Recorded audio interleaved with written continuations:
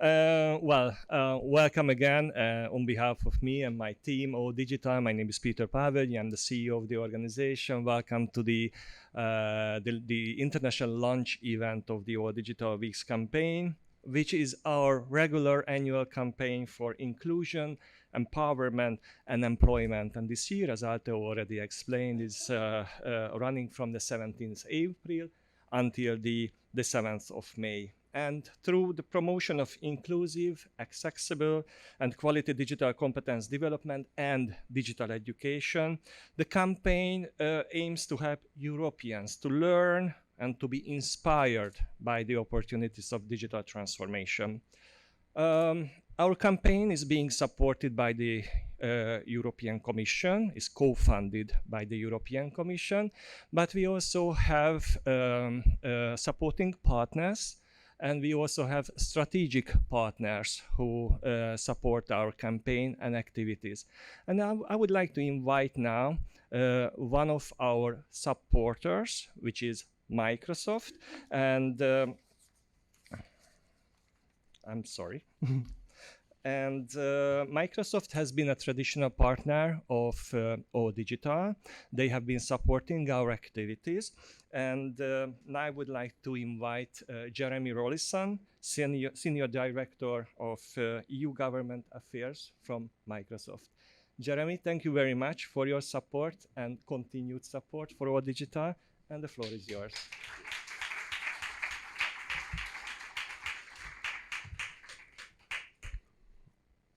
And thank you for the chance to be here today. I had the privilege of speaking at this event last year, as a matter of fact. And as Peter mentioned, we appreciate not just the organization of this, but the partnership that we've had for a number of years.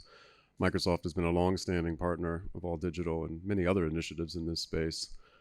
And I'm here today because I lead the EU policy team here in Brussels. So I'm based in Brussels. I'm working on many of these policy files, encapsulating digital transformation more broadly.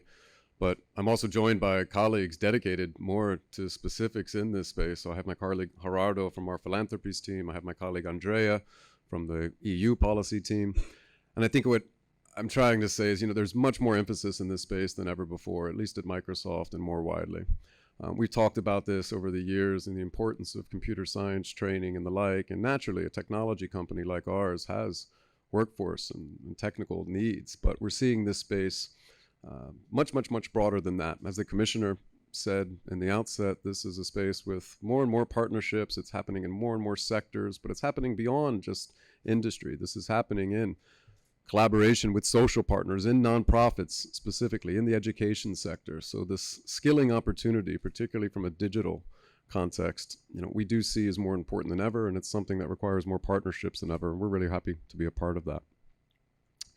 This year, the commissioner set out some of the statistics that we used to describe where we see this opportunity. There's not just a tech skills shortage, but it's a variety of skills where there's a shortage. I think what we're trying to look at is not just addressing some of the same challenges that the Commission has outlined and our customers, our partners are very well aware of, but making sure that we have this future-ready set of skills much more broadly across all of those different aspects of the economy. The opportunity, I think, is well known, and I think the data creates a clear picture of where there's an urgent need for skills development in the EU. As the commissioner mentioned, and we're using the same statistics, which is always quite reassuring, the supply of qualified talent is lacking. And again, that does have an impact on innovation and competitiveness. But I also want to emphasize that it has an impact on inclusion. There is different ways that these skill sets benefit different parts of our society. And one of the big important aspects of this, particularly in a recovery context and some of the things we experienced during the pandemic, is to make sure that these benefits are shared as widely as possible.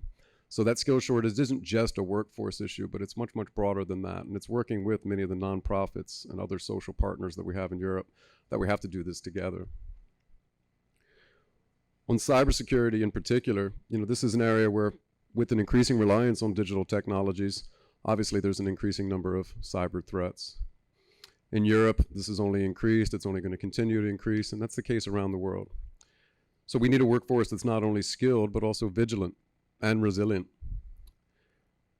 We've heard about the opportunities in the cybersecurity jobs context, and I think we see not only 3.5 million cybersecurity jobs opening globally, but this is, more than a 350% increase over an 8-year period. The opportunity is tremendous. The opportunity is there. I think we're all well aware of it. And it's a timely event today when we think about some of those corresponding announcements from the Commission just yesterday. We've been working to close this gap in Europe and increase diversity in this profession for quite some time. Last year, we announced the expansion of our cybersecurity skills initiative to 13 countries in Europe, namely Belgium, Denmark, France, Germany, Ireland, Italy, Norway, Poland, Romania, Spain, Switzerland, and Sweden, as well as the UK.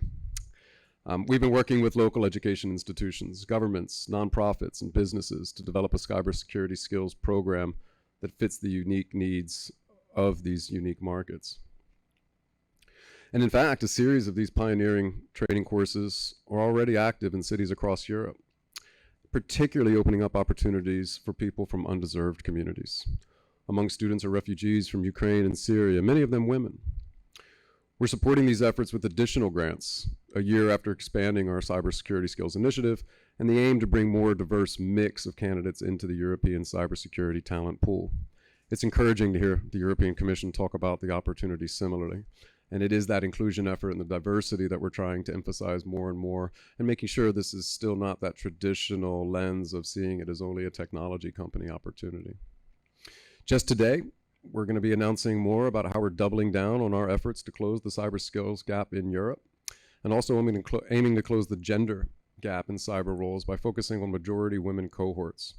So I encourage you to look out for more details. We hope to make more announcements later this afternoon, and I'll leave those to the details that are forthcoming. But we're really excited about it. I want to emphasize that all of this is aimed at building a more inclusive cyber workforce. There's been countless studies that have shown that the sector has a profound lack of diversity. This leaves a large talent pool untapped, and diverse perspectives and experiences are missing. We need to address some of those systemic barriers and challenges that underrepresented communities face, particularly in accessing cybersecurity, education, and career opportunities. This requires implementing policies that support and empower these communities and learners from non-traditional education backgrounds. We've learned a lot in our own cybersecurity skilling initiative, and nonprofit skilling partners play a key role here, which is why we continue to support partnerships like this, and my colleague Gerardo is supporting partnerships all across Europe. This is a space that there's a tremendous amount of opportunity, and I don't think anyone can do it alone. I think the Commissioner emphasized the importance of social partners, private sector collaboration, its governments, its educators, its nonprofits, its private companies, and we're excited to be a part of that. Skipping ahead to where we see some of the next steps in this space, I've announced already much of what we're doing in the context of cyber skilling. I think the Commission has recognized that opportunity. We're a proud partner of the European Pact for Skills. This year, we have a number of announcements, some of which, again, will be coming out later today. Yesterday saw 2 council recommendations put forward. There's Cyber Skills Academy that we're keen to support and remain committed to different type of partnerships like this. But we're also looking at the next step. When we talk about AI, that is everything from cloud to cyber, but as some of the recent announcements have shown, just all of the excitement in that space, we never want to understate the challenges and definitely some of the fears. This is only going to open more doors to possibilities that might have seemed like just science fiction yesterday. And mastering the basics here in AI can help learners and job seekers jumpstart careers and get ready to dive deeper into other technological opportunities. We're really excited about what these services can deliver, and we want to be humble about where the challenges are. The benefits of all of these technologies only go so far as those who are involved in the development thereof, and involved in the outputs thereof. And to do that, we need to make sure there is an appropriately educated workforce, an aware workforce, and not just the workforce, but also citizens and partners writ large. So we're really committed to what we see as a coordinated approach of all of the stakeholders. These are rapid changes. It does require a comprehensive approach from policymakers, educators, employers, workers. Just want to emphasize, nobody can do this alone. We're proud to do our part. We're going to continue to do our part, but we're going to have to work with others to do that. And we're really keen and excited, I think, about the way the Commission and others see this, how we can set best practice, how we can look at local initiatives that have learnings that can be shared more widely across Europe. None of this is easy, but if we want to get this digital transformation right, we do think everybody should have the opportunity to be a part of this digital transformation, this green transformation, and have access to the skills that are needed. We're hoping to continue conversations like this with all of our partners, not just here in Brussels, but across Europe. And I hope you take the chance to look forward to some of the broader announcements we're going to make later today, and hopefully talk to some of my colleagues or myself. We're available for questions in more detail. And I hope to see you next year as well.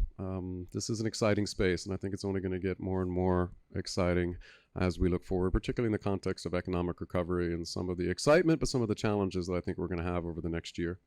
So with that, thank you. And I hope I can still take time for some questions and answer any questions during the break. Thanks, Peter. Thank you,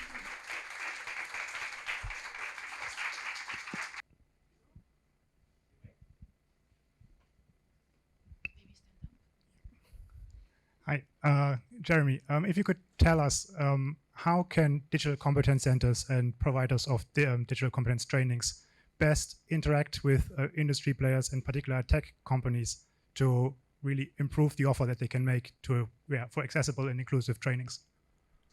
It's a fantastic question. I think it reinforces the point that I made earlier, that no one can do this together, or no one can do this alone. We have to do this together. There is an awareness amongst many of those institutions that there is a need, but getting into the specifics of exactly what type of certifications are most prominent on the market, looking at what skills are most in demand, and that's getting more and more diverse from different sectors, but also from different communities. Where are those skills gaps? What type of certifications have the market recognition? We've done a lot in that space to make some of this freely available training programs, skilling certificates that can be obtained. I would encourage everyone to take a look. I've earned a few badges myself in that space, and we are trying to look at ways to make it more and more accessible.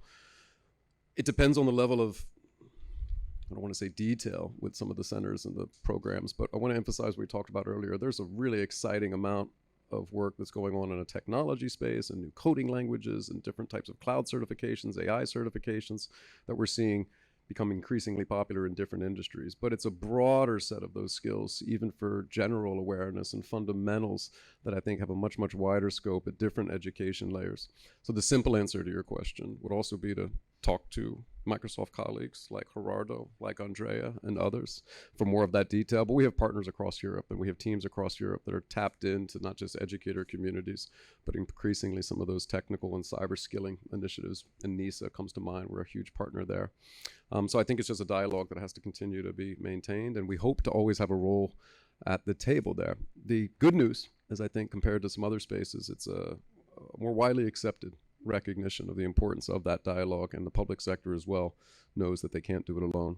We're excited about some of the assets we can bring to that, leveraging aspects of our LinkedIn graph to be able to showcase, where workforces are looking for these jobs, what type of skill sets are most in demand, where gaps occur in local markets. So we think we have a big role to play there. We recognize it, but it is a dialogue, and we also need to understand the needs of local communities. So I think it depends a lot on the different emphasis that you may be placing on it, from an industrial perspective to education and the like. But today we also want to just emphasize that it's also some of these underserved populations that I think the gaps have been identified that we're also trying to fill with announcements that have been forthcoming, some of the ones I mentioned. But all in all, the simplest answer is that there just has to be that dialogue in place, and we hopeful to have formal channels to do so.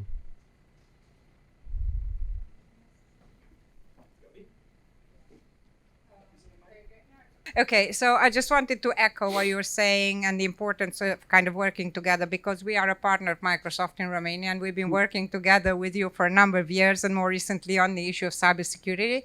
And I just wanted to say that we've actually really formed a sort of quite transversal kind of partnership across with the academic world and with business world and with local authorities, national authorities. We're working with the Romanian police, with the National Directorate for Cybersecurity, and I actually want to say that you have some great resources, and they're really, really valuable to actually us bringing this out into our communities and actually getting people who wouldn't normally have access to this kind of training to actually start bringing them in, you know, in entry-level jobs initially in cybersecurity, and then working their ways up into sort of maybe higher kind of skilled jobs. So thank you very much. And yes, I'd like to encourage, you know, maybe the audience here to sort of take up this dialogue with you, because for us it had a tremendous value. Thank you. Well, thank you. And I think it's a better answer to your question. I think it's actually learning from what's worked and making sure that we roll that out more widely. So appreciate the feedback. Thank you very much, Jeremy. Thank you, Peter.